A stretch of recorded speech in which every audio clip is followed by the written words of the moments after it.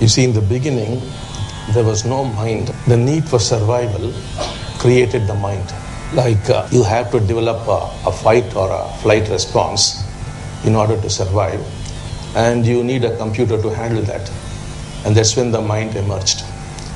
And the mind, in order to survive, has to keep going.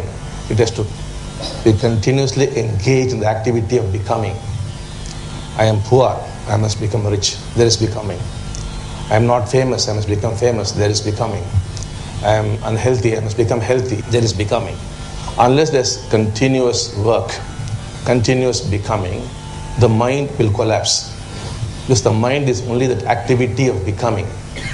So now, when certain things do not interest you, you start asking fundamental questions. Otherwise, the mind will perish. So you must ask such questions where you cannot find the answers. So, who am I? Really, you can't find the answer for that through the mind. And who created God? Is there a God or not? When did this universe begin? Or how big the universe is? Or who created God? These are irrelevant questions. But then they have no answers. And since they have no answers, throughout your life or throughout your lives, you can go on seeking the answers. What happened to the Buddha? He had everything in life. He was a prince. He had 750 dancing girls to entertain him. He had 3 palaces. Yet after his child was born, he left all that and went away because there's nothing for him to seek. Therefore, the fundamental question the Buddha was grappling with was, what is the ultimate truth? That was the whole thing. And what did the Buddha discover? He discovered that there is no such thing as the ultimate truth. That was his enlightenment. So, you raise these questions in order to survive, in order that the mind survives. For example, the question, who am I? Who are you? Who are you? Because all of you must be asking sometime the question, who am I? You are the Atman?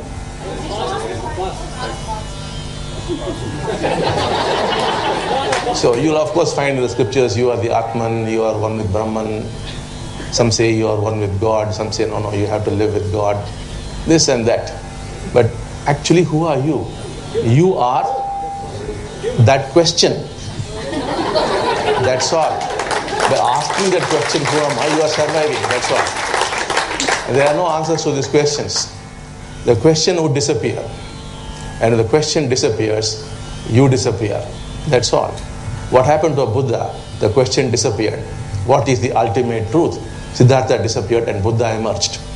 Venkatraman, the boy, asked the question, who am I? The question disappeared and Venkatraman went away, only Ramana remained. So also for everybody. So there are no answers to these questions. They are simply games, tricks played by the mind in order that it continues to survive.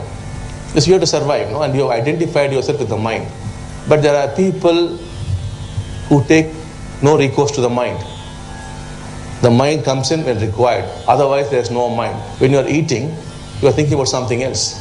When you are eating, you should eat. When you are drinking, you should drink.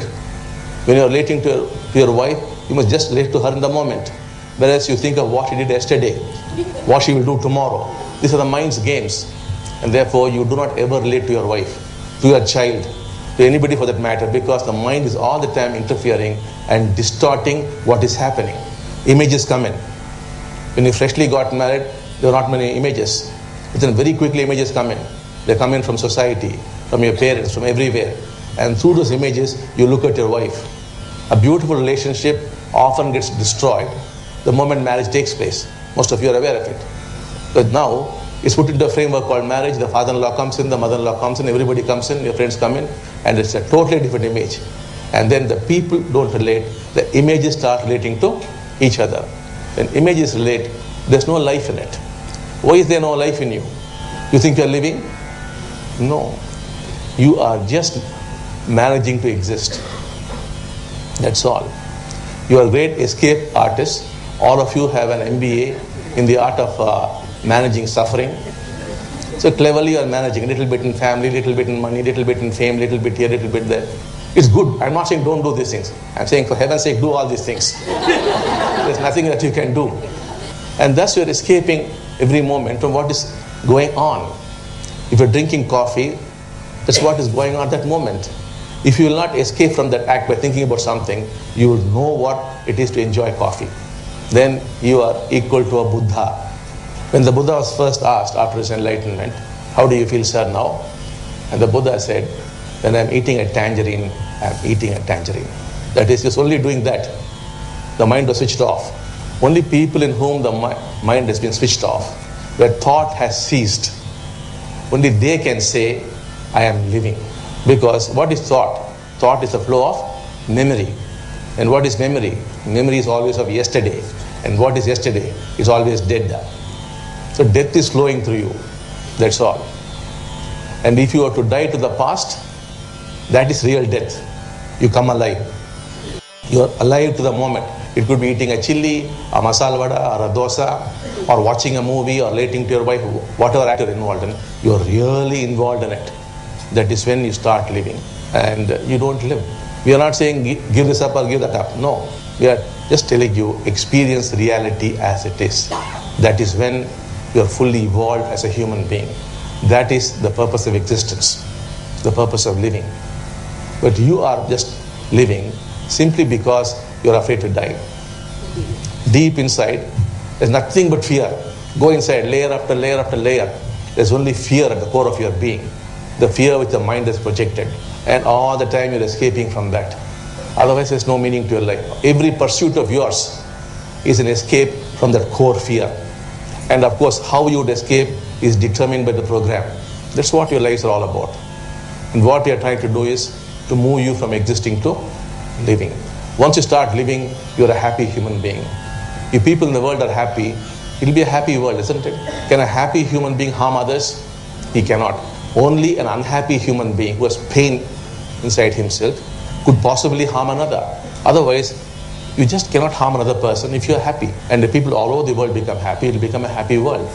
And that is heaven on earth. But because we are unhappy with our wives, we're unhappy with our children, we're unhappy with our parents, we're unhappy with our friends. All this collective unhappiness or this collective violence is what manifests in the world as terrorism, as war, and all other conflicts. It's not that nations are responsible, politicians are responsible. No.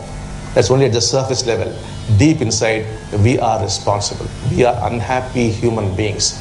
We are beings who are in conflict with ourselves and in conflict with others. And that conflict is what is manifesting in the external world. So unless we as individuals transform ourselves, there's no hope for mankind. We've had so many revolutions, the French Revolution, the American Revolution, the Chinese Revolution, the Russian Revolution, so many revolutions. But has man changed? No. That pain remains, that suffering remains, that violence remains in different forms. Like earliest human beings wanted a spear or a stone. We want a car or an aeroplane. Desire remains. Object of desire has changed. He had the fear of the tiger. You have fear of the share market. Fear remains. So it continues like that. So unless we transform inside, there's no hope for us, or for our societies, or for our nations, or for the world at large.